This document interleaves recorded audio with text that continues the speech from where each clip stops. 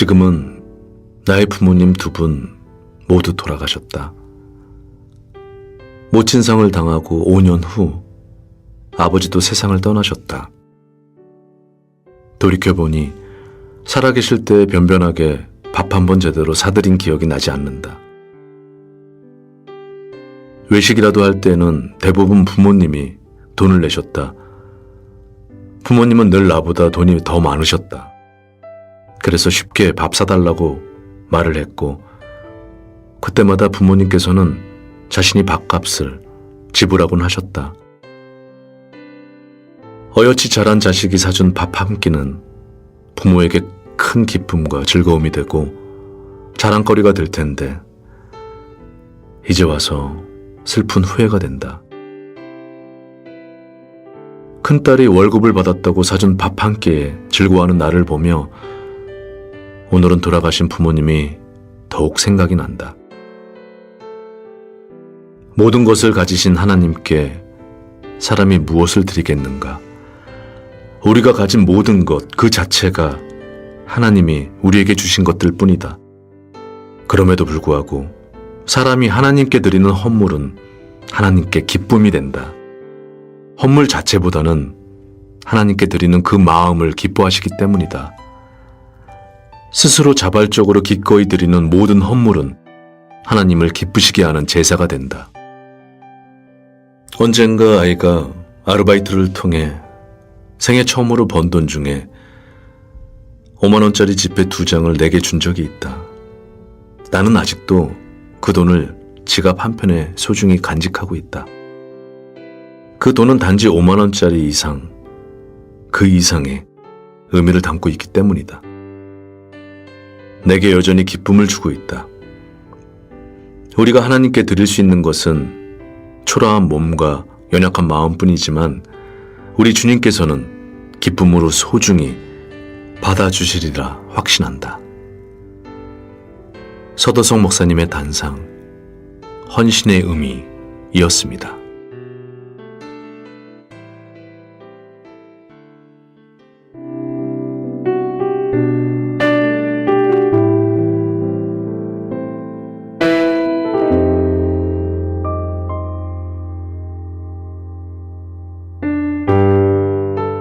야곱은 태생적으로 장자의 권한이 없었다. 그러나 야곱은 하나님께서 조부 아브라함과 아비 이삭에게 주신 축복을 받기를 간절히 사모했다. 결국 형을 속이고 아버지까지 속이면서 장자의 명분을 탈취하게 된다. 그러나 그 결과 현실적으로 달라진 것은 아무것도 없었다. 오히려 형의 분노와 미움을 사게 되었고 그는 살기 위해서 집을 떠나 먼 곳까지 쫓겨나게 된다.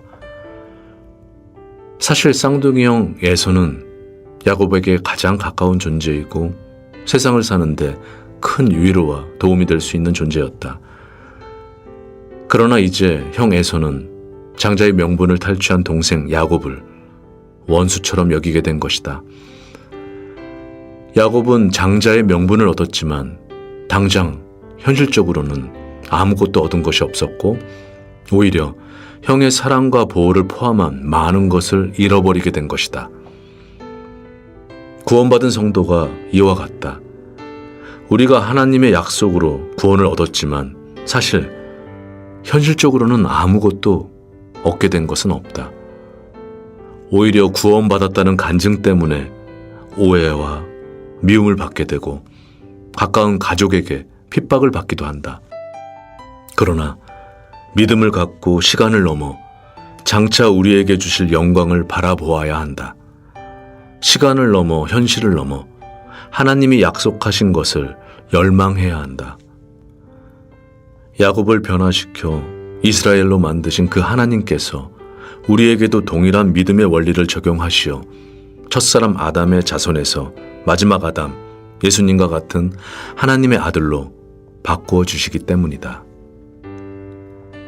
너희가 세상에 속하였으면 세상이 자기 것을 사랑할 터이나 너희는 세상에 속한 자가 아니요 도리어 세상에서 나의 택함을 입은 자인 고로 세상이 너희를 미워하느니라. 요한복음 15장 19절 말씀. 너희가 그리스도의 이름으로 욕을 받으면 복 있는 자로다. 영광의 영, 곧 하나님의 영이 너희 위에 계심이니라. 베드로전서 4장 14절 말씀. 서도성 목사님의 단상, 구원, 그리고 그 후 핍박이었습니다.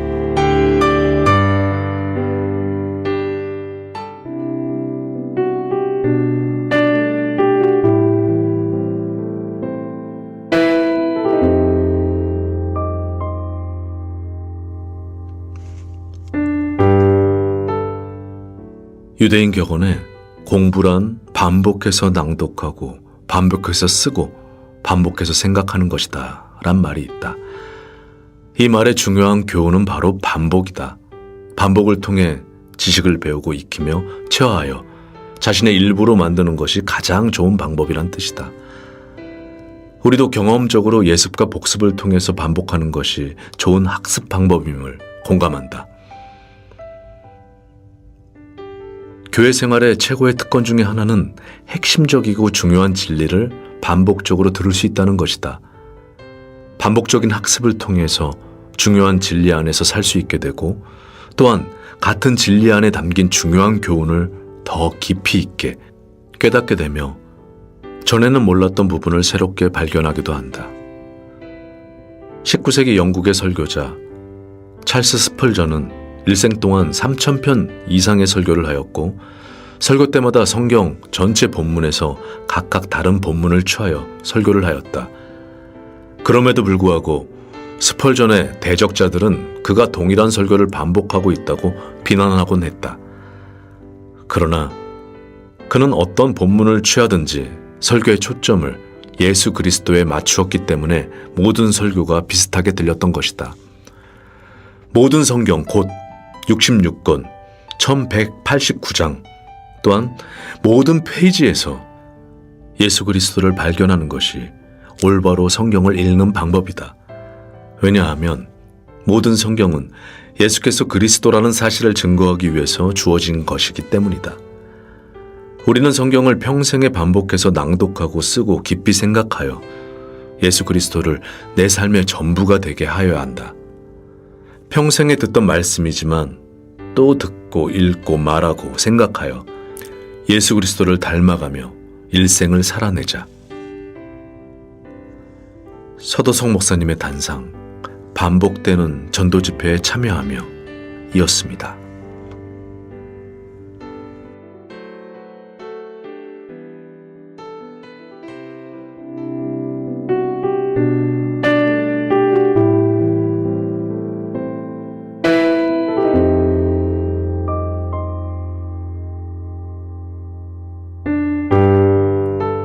세상에 존재하는 모든 것은 창조주 하나님께로부터 왔다.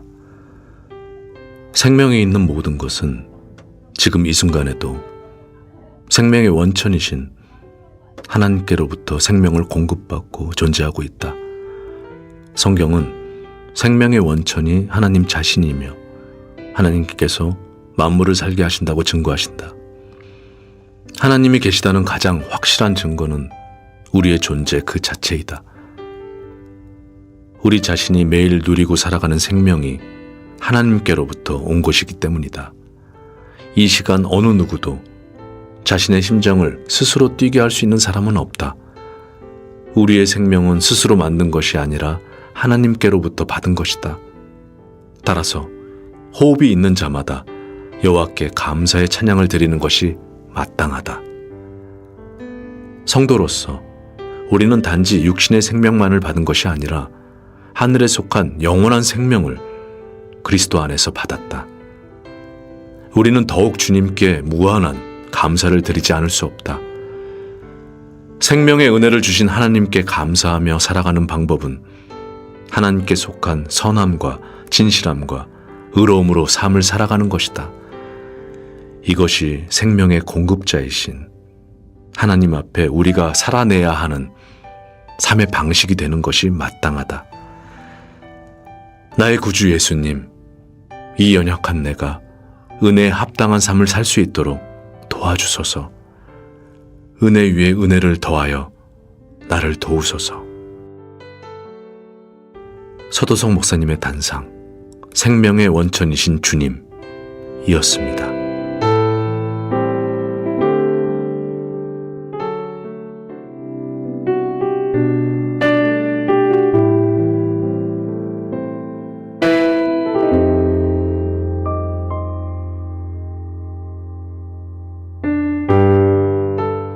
말만 잘하는 사람도 있다.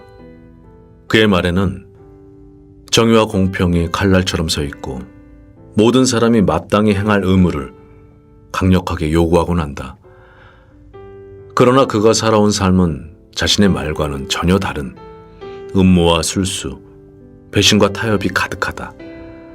현 정부의 실세였던 한 정치인의 이야기다. 교과서적인 전혀 타협이 없는 공직자로 걸어야 할 정로를 피력하던 그의 실제의 삶이 세세히 공개되었을 때 온 국민은 실망했고 더욱 분노했다. 온갖 비리와 악행의 삶을 살았던 그가 어떻게 말만은 그토록 바르게 할 수 있었을까 생각하게 한다. 양심 때문이다. 선과 악의 기준을 분명하게 외치는 양심의 소리를 그는 누구보다도 더 많이 들었을 것이다. 정로를 벗어나서 음모를 행하고 수단과 방법을 가리지 않고 반대자를 제거해 나가면서 그는 양심이 막아서는 소리를 수없이 듣고 또 들었을 것이다. 결국 계속해서 잘못된 삶을 살아가는 만큼 더 많이 양심의 소리를 듣게 되고 말은 점점 더 기준에 맞춰지고 더 많은 바른 소리를 하게 된 것이다. 역사는 그 사람의 말이 아닌 행동이 만들어낸 삶을 가지고 평가한다. 이같이 하나님의 심판대에서도 각 사람의 책들에 기록된 대로 자신의 행한 것을 따라 심판을 받게 된다. 말이 아닌 삶으로 신앙의 진실함을 입증하며 살아가자. 행함이 없는 너의 믿음을 내게 보이라. 나는 행함으로 내 믿음을 너에게 보이리라. 야고보서 2장 18절 말씀. 서도석 목사님의 단상, 표리부동이었습니다.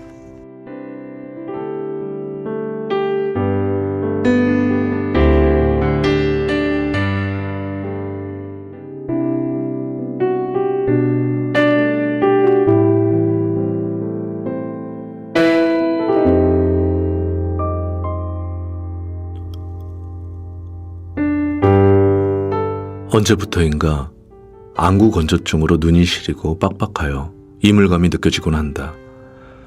불편함을 해결하고자 인공 눈물이라고 부르는 의약품을 자주 사용한다.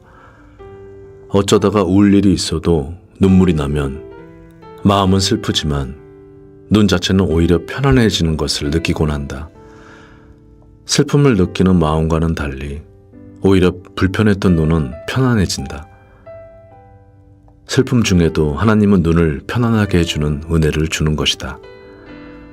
생리학적으로도 눈물은 우리에게 많은 유익을 준다. 심지어는 눈물이 흐르면서 함께 분비되는 베타 엔돌핀 때문에 스트레스가 완화되기도 한다. 사실 하나님의 선한 섭리로 우리에게 주어지는 슬픔은 감춰진 또 하나의 은혜요, 변장된 축복일 뿐이다.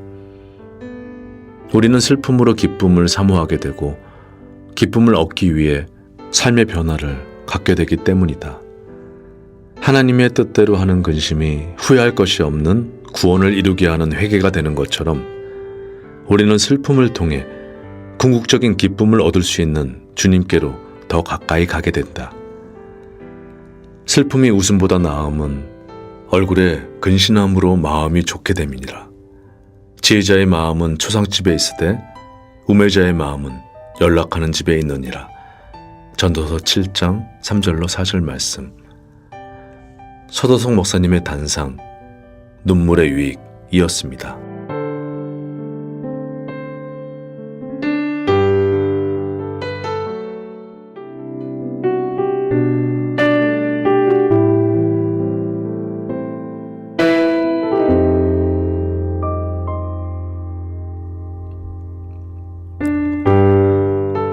노아 시대에 홍수로 사람이 죽었다. 소돔과 고모라 시대에 하늘로부터 쏟아진 유황불로 사람이 죽었다. 지금도 그와 같다. 홍수와 유황불과 같은 질병과 사건, 사고로 사람이 죽어간다. 또한 세월은 마치 홍수와 유황불같이 결국 모든 사람을 죽게 한다. 70년 혹은 80년 세월이 흐를 때마다 사람이 죽어간다. 한 번 죽는 것은 사람에게 정하신 것이란 말씀처럼 결국 사람은 모두 죽는다. 어차피 죽는 것이지만 우리의 죽음은 특별하고 가치 있게 만들 수 있다. 5째 인을 떼실 때 내가 보니 하나님의 말씀과 저희에 가진 증거를 인하여 죽임을 당한 영혼들이 제단 아래에 있어. 요한계시록 6장 9절 말씀.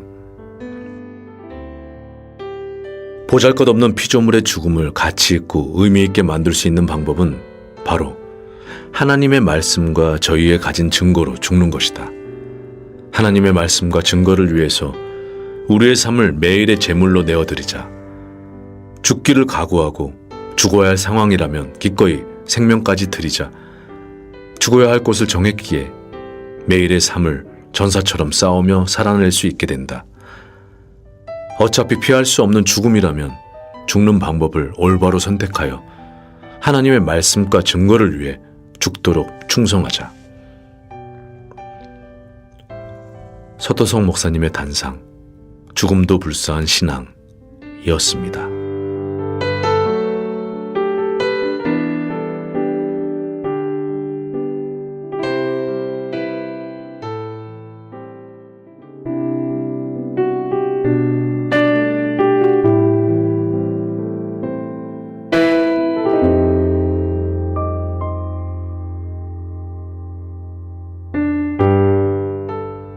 내가 제사장의 직분을 너희에게 선물로 주었은즉. 민수기 18장 7절 말씀. 직분은 하나님의 선물입니다. 구원도 값없이 은혜로 주신 하나님께서 우리의 상급과 영광을 더해 주시기 위해서 직분이란 또 하나의 선물을 주신 것입니다. 모두가 은혜라는 사실이 우리를 겸손케 합니다. 마치 자신에게 특별한 재능이 있어서 하나님께서 자신을 필요로 하는 것처럼 생각하는 것은 큰 교만입니다. 하나님께서는 우리의 도움 없이 천지를 홀로 창조하셨고 구속의 역사도 홀로 이루셨습니다. 우리는 단지 은혜를 받고 받아서 이렇게 존재하고 있는 것입니다. 얼마 전 제 또래의 한 설교자가 갑자기 심장마비로 죽는 것을 보았습니다. 지식과 재능으로 무장하고 열심까지 있던 설교자의 죽음을 많은 사람들이 안타까워했습니다. 하나님께서 그를 통해 많은 일을 할 것이라고 생각했기 때문입니다.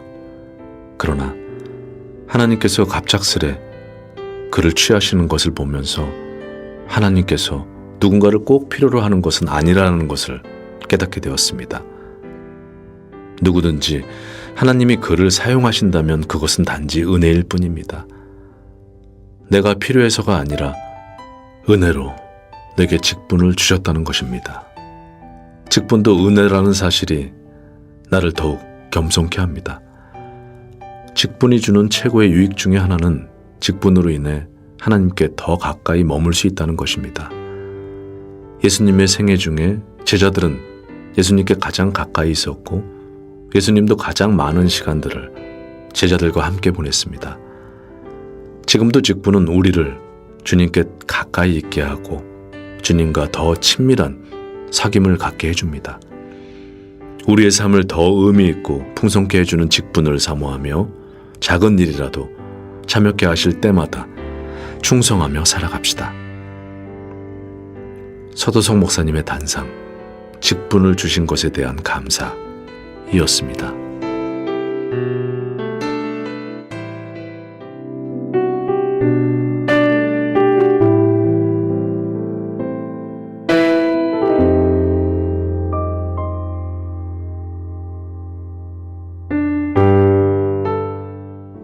두 아들에 관한 비유로 알려진 말씀 중에 큰아들은 얘 오늘 포도원에 가서 일하라 라는 아버지의 명령에 아버지여 가겠소이다 하더니 실제로는 가지 않았습니다.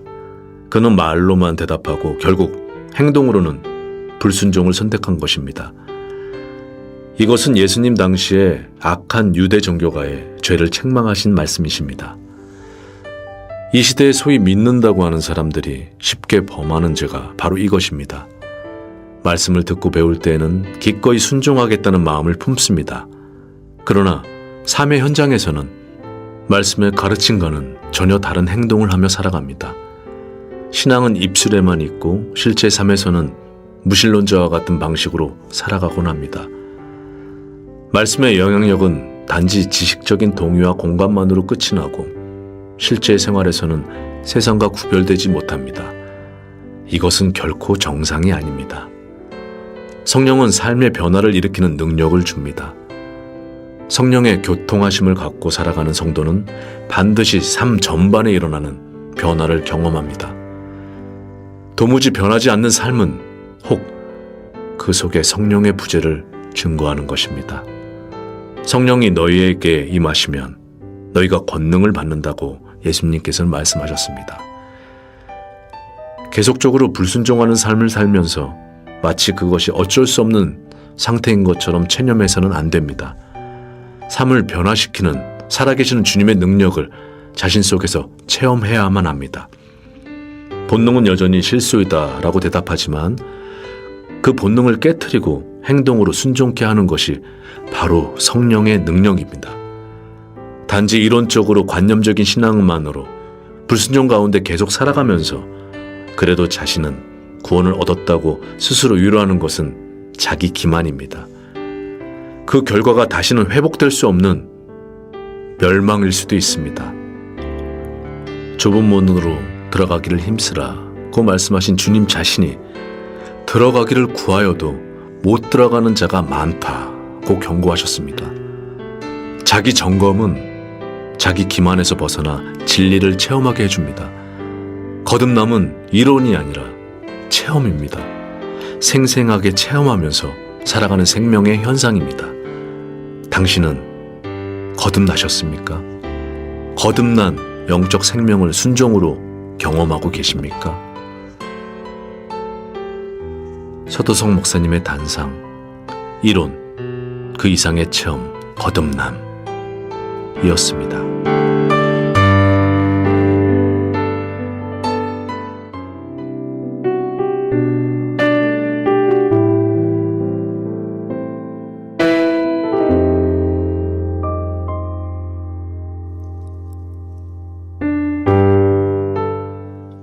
그리스도인의 사흘길. 우리가 사흘길쯤 광야에 가서 우리 하나님 여호와께 희생을 드리려 하오니. 출애굽기 5장 3절 말씀. 구약과 신약은 예언과 성취의 관계이다. 구약은 복음의 약속, 신약은 복음의 성취이다. 인간의 죄를 처리하신 주 예수 그리스도의 죽으심과 부활이 복음의 핵심이다. 성경이 정의하는 복음은 성경대로 그리스도가 죽으시고 장사 지낸 바 되었다가 성경대로 사흘 만에 다시 살아나셔서 많은 이들에게 보이신 역사적인 사실이라고 말씀하신다. 그의 성경대로 죽으심과 부활을 통해서 우리는 그의 죽으심이 우리 죄를 위한 것임을 발견하게 된다. 죽으신 후 사흘 만에 부활하게 될 것에 대한 직접적인 언급은 주께서 확인해 주신 선지자 요나가 물고기 뱃속에 들어갔던 사건이다. 요나가 밤낮 사흘을 큰 물고기 뱃속에 있었던 것 같이 인자도 밤낮 사흘을 땅속에 있으리라. 마태복음 12장 40절 말씀. 그러나 그 사건 외에도 아브라함이 이삭을 번제로 드리러 모리아산으로 가던 사흘 길도 주의 죽으심과 부활을 설명한다. 동일한 장소에서 동일한 일이 벌어졌기 때문이다. 독자를 희생하는 아버지 아브라함의 고통은 독자 예수 그리스도를 십자가에 죽은 데 내어주신 하나님의 고통인 것이다. 출애굽 당시 모세는 바로 왕에게 백성을 이끌고 사흘 길을 떠나겠다고 청하는데 바로는 집요하게 막아선다. 온갖 무시와 협박과 타협으로 거짓을 행하던 바로에게 하나님은 애굽에 10가지 재앙을 내리셨고 바로는 무릎을 꿇게 된다. 사흘길을 애굽에서 종노릇하던 그들을 자유롭게 하나님을 섬기는 사람이 되게 하는 과정을 설명한다. 과거 세상에서 육체의 욕심을 따라 지내며 사단이 이끄는 대로 종노릇하며 살던 사람이 그리스도의 십자가의 죽으심과 부활을 통해 새 생명을 얻어 새 사람이 되었다. 그 사람들이 그리스도인들이다. 그들은 더 이상 사단이 이끄는 대로 종노릇할 수 없는 사람들이다. 사단이 지배하는 세상을 떠나서 하나님을 섬기는 자유의 사람으로 진리를 위해 살아가는 사람이 된 것이다. 그것이 그리스도인들의 사흘길이다. 우성준 목사님의 묵상, 그리스도인의 사흘길이었습니다.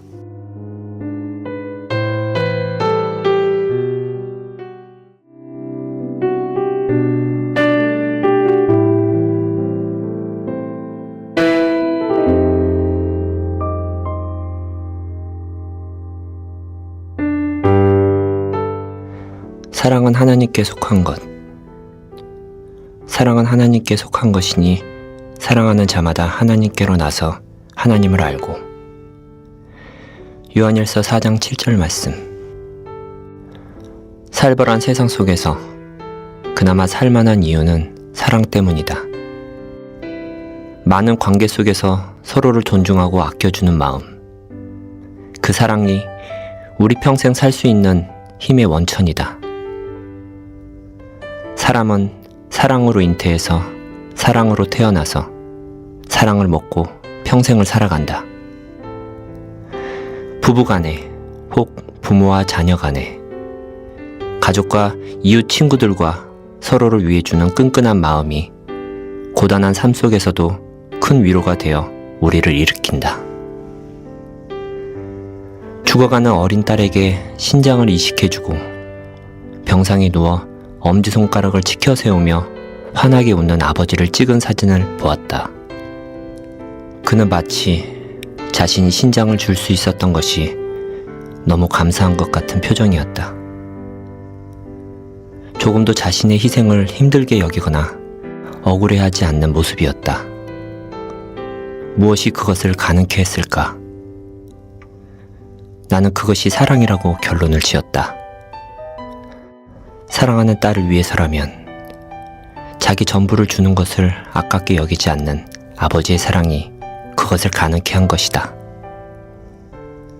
죄인을 향한 주님의 사랑이 그러하다. 죄로 인해 멸망할 죄인들을 향한 주님의 사랑이 자신의 목숨을 십자가에 죽는 데까지 내어주신 것이다. 마지못해서나 억지로가 아닌 스스로 죽는 데 내어주신 주님. 그 주님의 사랑이 죄인의 차갑고 완고한 마음을 녹이신다. 사랑은 하나님께 속한 것이다. 하나님은 사랑이 많으신 분이시기라 보다 사랑 그 자체이시다. 이기적이고 계산적인 우리 마음속에 가족을 사랑하고 가족을 위해 희생하는 사랑은 하나님이 부어주신 것이다. 죄인을 사랑하신 하나님의 그 큰 사랑이 복음으로 우리에게 부어졌다. 차고 넘치는 하나님의 사랑을 감사하며 그 사랑을 쫓아 사랑을 실천하여 살아가는 것이 왜 마땅하지 않겠는가? 우선준 목사님의 묵상, 사랑은 하나님께 속한 것이었습니다.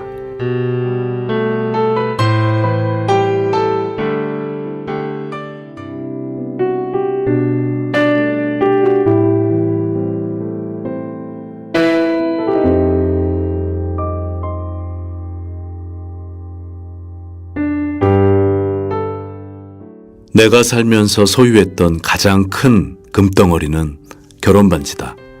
새 돈도 안 되는 반지지만 환불성이 좋기에 어려운 때에는 팔아버릴까 하는 유혹을 받곤 한다. 금괴 밀수 관련된 뉴스에 나오는 손바닥만한 금괴를 볼 때면 저런 거 하나 있었으면 좋겠다 하는 속물적인 근성도 내 안에 있다. 그런데 금이나 은보다 값비싼 진주보다 귀한 것이 바로 지혜다. 이는 지혜를 얻는 것이 은을 얻는 것보다 낫고 그 이익이 정금보다 나음이니라. 지혜는 진주보다 귀하니 너의 사모하는 모든 것으로 이에 비교할 수 없도다. 잠언 3장 14절로 15절 말씀. 예수 그리스도는 하나님의 지혜요 그 속에는 지혜와 지식의 모든 보화가 가득하다. 고린도전서 1장 30절 말씀, 골로새서 2장 3절 말씀. 그래서 성도는 아무것도 가진 것 같진 않지만 모든 것을 가지고 있는 셈이다. 많은 재산을 갖고서도 병성에 누워있는 재벌 총수보다도 하늘의 보화로 즐거워하며 살아가는 성도는 진정한 부자다. 지상에서 가장 부유한 자는 예수 그리스도를 부르고 있는 우리다. 난 부자다. 근심하는 자 같으나 항상 기뻐하고 가난한 자 같으나 많은 사람을 부유하게 하고 아무것도 없는 자 같으나 모든 것을 가진 자로다. 고린도후서 6장 10절 말씀. 서도성 목사님의 단상, 금보다 소중한 지혜이었습니다.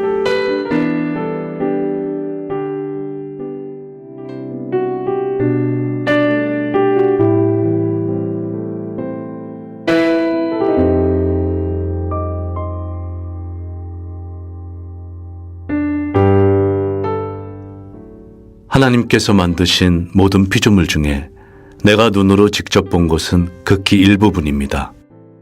내가 보고 식별할 수 있는 꽃은 그 많은 꽃들 중에 지극히 일부입니다. 또한 내가 평생을 본 별들은 광대한 대우주의 별들 중에 몇 %나 될까요? 이러한 생각들은 하나님에 대해서 내가 알고 이해하는 것이 지극히 부분적이라는 것을 깨닫게 해줍니다. 어리석은 사람은 자신이 본 것이 존재하고 있는 모든 것이라고 생각하고 자신이 알고 이해하는 것이 마치 세상의 전부인 것처럼 여깁니다. 그래서 자기 자신의 잣대로 스스로를 판단하고 다른 사람을 판단하며 심지어 하나님의 섭리도 자기 마음대로 평가합니다. 겸손은 전체를 보고 자기에게 있는 것을 볼 때 생깁니다. 완전한 선을 보면 자기가 붙들고 있는 선의 초라함을 발견하게 됩니다. 완전한 의를 보면 비로소 자기 일을 더러운 옷처럼 여기게 됩니다. 완전한 빛을 보면 비로소 자기에게 있는 빛이 덜 짙은 어둠일 뿐이라는 것을 깨닫게 됩니다.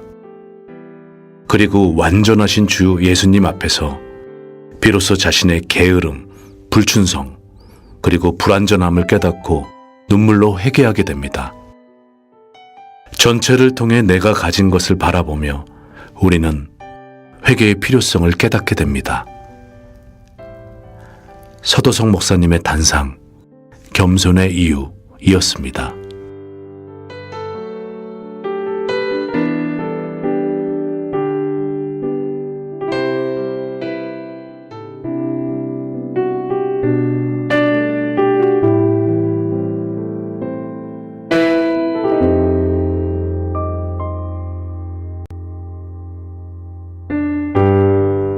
멀고 먼 이국의 어떤 곳에 사랑하는 자녀가 살고 있다면 특별한 의미가 생긴다.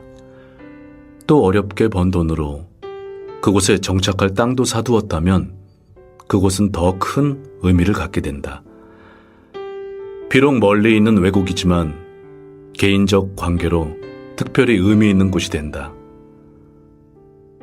천국은 멀리 있는 듯하나 나의 사랑하는 사람들이 많이 있는 곳이다. 나와 사랑을 주고받던 소중한 사람들 중에 이미 많은 사람들이 그곳에 가 있다. 그리고 내 인생의 많은 부분들이 그곳을 위해 쓰여왔다. 지금도 내 인생의 많은 시간과 물질, 그리고 수고와 노력이 천국의 유업을 바라며 사용되고 있다. 내게 천국은 더 이상 멀리 있지도 않고 추상적이거나 모호하지도 않다. 그곳은 최종적으로 내가 가야 할 곳이며 영원히 내가 살아야 할 곳이기 때문이다. 천국에 대한 관심은 소망이 되고 이 소망은 현재의 삶의 희생과 수고를 기꺼이 감당하게 한다. 우리 구주 예수께서는 십자가에서 구속의 사역을 완성하시고 이전엔 단지 바라만 보던 천국을 값없이 나의 것이 되게 해주셨다. 주님께서 비로소 나에게 이 땅에서도 천국의 뭔가를 쌓아가며 살아갈 수 있게 하셨다. 죄 많은 이 세상은 내 집이 아니네. 내 모든 보안은 저 하늘에 있네. 저 천국 문을 열고 나를 부르네. 나는 이 세상에 정들 수 없도다.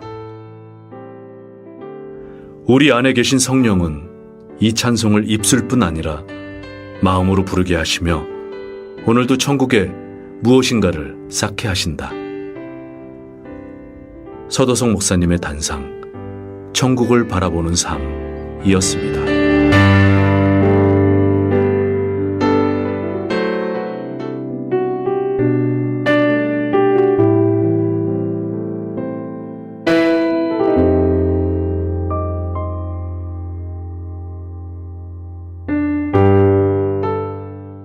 사도 요한은 예수의 사랑하시는 그 제자라고 불리고 있다.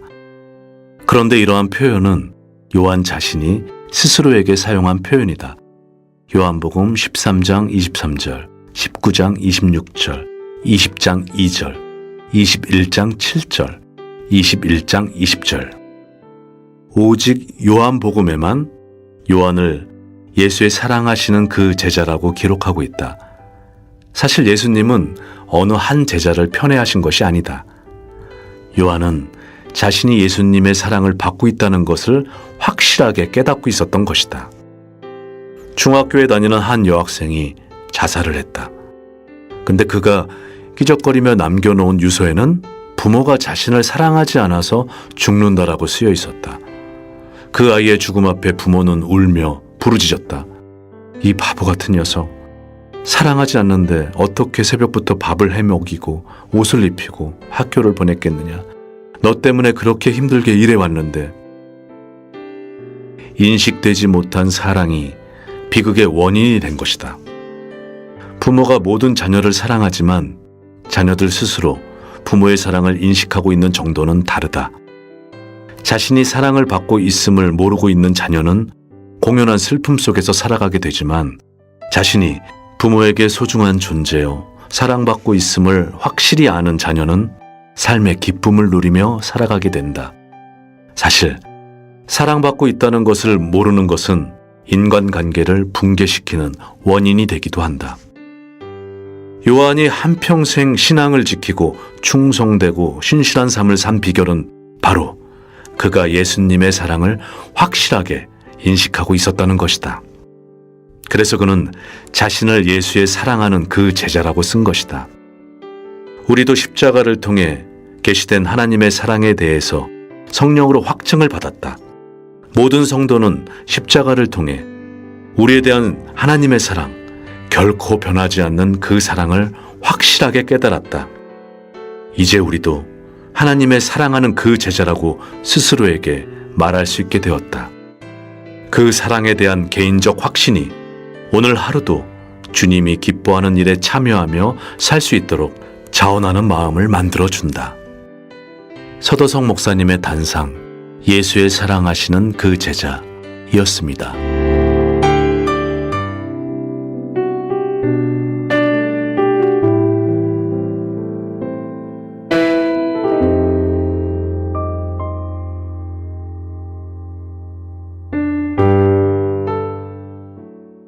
물과 음식은 사람이 생존하기 위해 반드시 필요한 것들이다.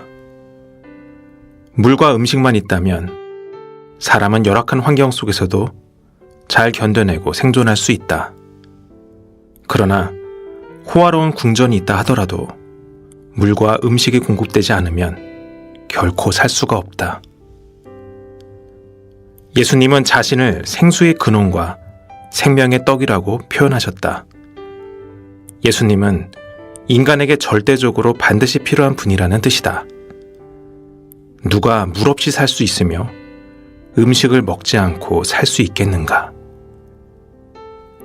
물을 먹지 못한다면 인간은 생존 본능을 통해 물을 간절히 찾게 되고 음식을 먹지 못했다면 계속해서 음식을 찾게 된다. 예수님을 구주로 믿지 않는 사람의 상태가 이와 같다. 그들은 영적으로 목말라가고 줄이고 죽어가고 있는 것이다. 영적인 목마름과 굶주림은 하나님을 찾는 종교심으로 표현되기도 하고 때론 허무주의로 또는 끊임없이 육신의 쾌락을 찾아 헤매는 상태로 나타나기도 한다.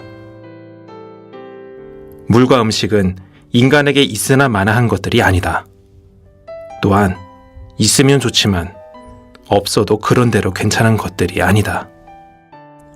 이것들은 반드시 있어야 하는 것들이다. 예수님이 우리에게 그러한 절대적 존재이다. 믿어도 되고 안 믿어도 되는 것이 아니다. 믿으면 좋지만 안 믿어도 그런대로 괜찮은 존재도 아니다. 예수님은 생존기 위해서 반드시 필요한 물과 음식과 같다. 절대적으로 반드시 그분을 믿어야만 한다. 그렇지 않으면 멸망을 결코 피할 수 없다. 이것이 신앙 때문에 조롱을 받고 불이익을 당하기도 하며 때론 핍박도 받지만 그래도 우리가 믿을 수밖에 없는 이유다. 우리가 믿는 주 예수 그리스도는 하나님이 주신 생수의 근원이시며 하늘로부터 내린 생명의 떡이시다. 아멘. 서도성 목사님의 단상, 주 없이 살 수 없는 이유이었습니다.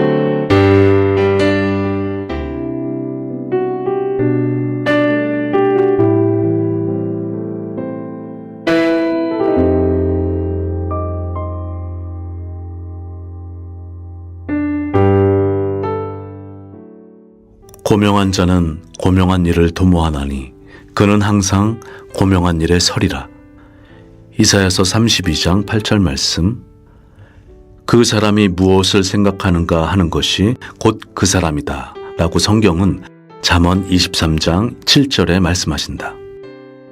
그 사람의 생각이 그 사람의 말과 그 사람의 행동을 만들어내기 때문이다. 마음이 악한 자는 본성을 쫓아 악한 인생을 산다. 그는 악한 것을 생각하고 악한 말을 내뱉고 악한 일을 행하며 악한 삶을 살아간다. 매사에 생각이 선하지 못하고 삐딱하다. 그러나 고명한 자는 고명한 것을 생각하고 고명한 일을 도모하고자 한다. 상황에 핑계하거나 악을 정당화하는 궤변을 주장하려 하기보다 자신의 악한 본성을 고통스러워하며 돌이켜 고명한 것을 목말라 한다. 복음은 우리 생각의 근본적인 변화를 가져다 준다.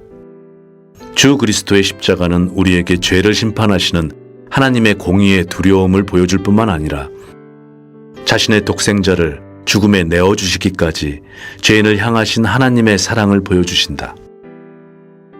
비로소 죄를 추구하며 사악한 것을 추구하고 살던 죄인이 돌이켜 고명한 것을 구하며 살아가게 되는 것이다.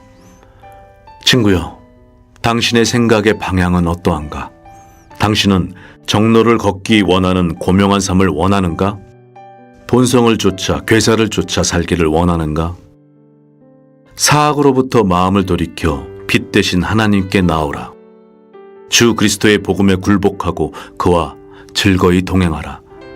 그와 동행하여 한량 없이 고명한 삶을 누리어 살라. 우성준 목사님의 묵상, 고명한 자는 고명한 일을 도모하나니 이었습니다.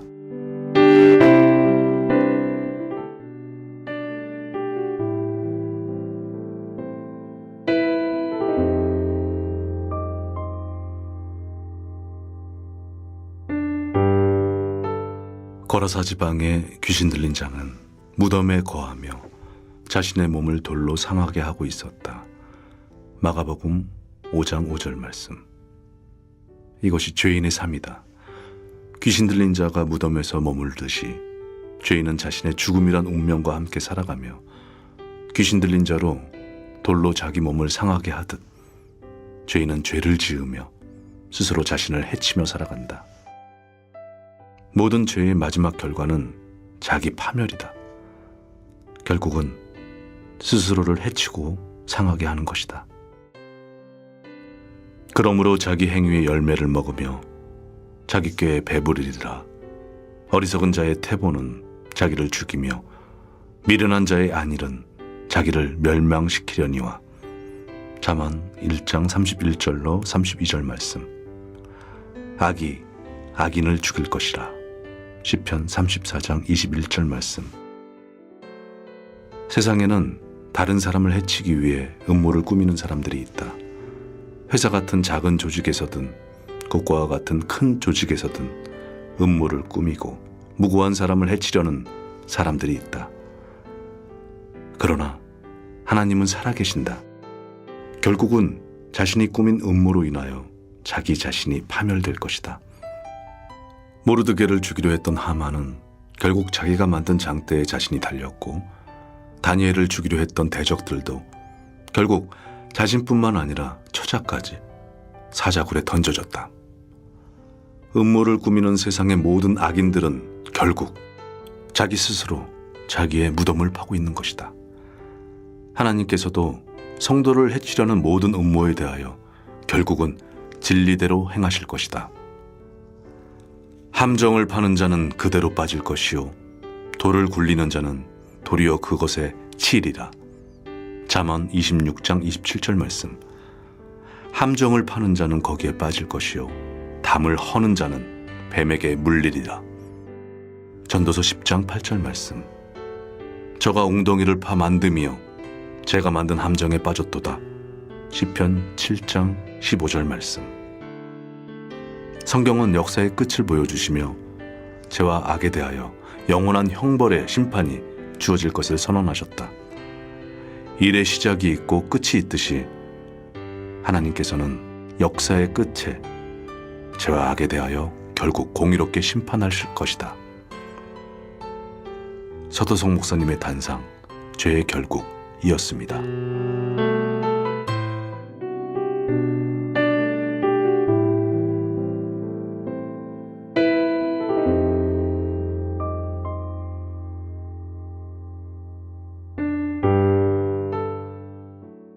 이 모든 일에 전심전력하여 너의 진보를 모든 사람에게 나타나게 하라. 디모데전서 4장 15절 말씀. 생명은 하나님께 속한 것이다. 많은 사람은 그것을 자기의 것이라고 생각하기도 하지만 생명은 인간인 우리의 것이 아니라 하나님의 것이며 그에 의해서 창조되어 우리에게 주어진 고귀한 은혜이다. 한 아이가 태어나는 것은 너무도 놀라운 기적이지만 그 아이가 성장해 가는 것 역시 기적이다. 전적으로 부모의 손에 의지해 젖을 빨던 아이가 자라서 걸음마를 하고 더 자라서 장성한 어른이 되며 이 땅의 새로운 세대를 이루는 것이 얼마나 놀라운 기적인가. 영적인 의미에서도 그러하다. 죄악으로 인해 이뤄졌던 죄인이 복음으로 하나님의 자녀가 되어 태어나는 것은 경이로운 일이다. 그러나 그 사람이 이 땅에 주님의 뜻을 이루는 선한 도구로 성장하는 것은 못지않게 경이로운 일이다. 아이가 매일매일 자라 어른이 되는 것처럼 우리의 신앙도 그래야 한다. 비록 더딜지라도 퇴보가 아니라 앞으로 성장해 가야 한다. 전심전력하여 우리 자신의 진보를 모든 사람에게 나타내라고 성경은 우리에게 말씀한다. 작년보다는 더 나은 올해가 되도록, 지난달보다는 더 나은 이달이 되도록, 어제보다는 더 나은 오늘을 살아가도록 마음을 다하고 힘을 다하여 살아야 한다. 함께 힘을 내어 주의 몸된 교회 안에서 배우고 봉사하며 성장해 가자. 우성준 목사님의 묵상, 건강하게 성장해 가야 한다 였습니다.